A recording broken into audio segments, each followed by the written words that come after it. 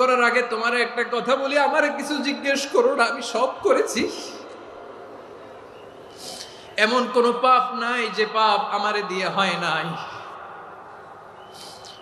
তোমার রহমত দিয়ে তুমি জান্নাতে পাঠাবা, তোমার দয়ায় জান্নাতে যেতে চাই, আমল দিয়ে না। পারবেন বলতে? কিয়ামতের দিন আমরা বলবো, আল্লাহ আমার আমল দিয়ে জান্নাত চাই না, আমি তোমার দয়া দিয়ে জান্নাত চাই। তোমার দয়া ছাড়া আমার কোনো উপায় নাই। লিল্লাহি তাকবীর।